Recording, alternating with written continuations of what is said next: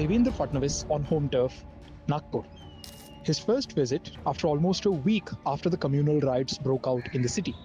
Maharashtra's Chief Minister and Home Minister toured his home constituency and city. He held a high-level meeting with the local police officials and Minister Chandrasekhar Bawankule. एक नागपूरचा शांततेचा इतिहास राहिलाय. आता जर अशा प्रकारे दंगेखोरांना सरळ केलं नाही तर त्यांना अशी सवय पडेल म्हणून याच्यामध्ये कुठलाही टॉलरन्स हा पोलीस विभाग करणार नाही. तशाच प्रकारच्या सूचना पोलिसांना दिलेल्या आहेत. The riot in Nagpur began after a protest was held by a right-wing outfit in the morning, where a made-up tomb of Aurangzeb was burnt. A rumor spread in the locality stating that a piece of cloth which had the Islamic prayer written on it was also burned with it. Chief Minister promised for a stringent action against the rioters and also those who helped spread disinformation using social media. आता जे काही नुकसान झालेलं आहे हे सगळं नुकसान दंगेखोरांकडून वसूल करण्यात येईल.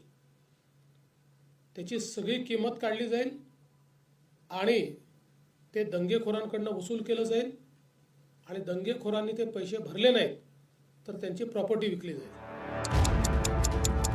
As curtains eventually fall on the Aurangzeb issue, DCM Ajit Pawar has played down the entire controversy and has extended his brotherhood to the Muslims on the occasion of his party's iftar celebration. हमारी मुस्लिम भाई बहनों को जो भी आंखें दिखाएगा, दो गुटों में झगड़ा लगाकर अमन शांति को भंग करेगा और कानून को अपने साथ में लेने की बात करेगा, तो वो कोई भी हो उसे किसी भी कीमत पर बख्शा नहीं जाएगा. Despite all this, an unforgiving opposition continues to raise questions against what they term as Devendra Fadnavis's failure. Nagpur हे अतिशय सुसंस्कृत शहर आहे. अतिशय चांगले लोक तिथे राहतात. त्या नागपूरमध्ये राईट्स होणं हे धक्का वेदना देणार आहे, अस्वस्थ करणार आहे.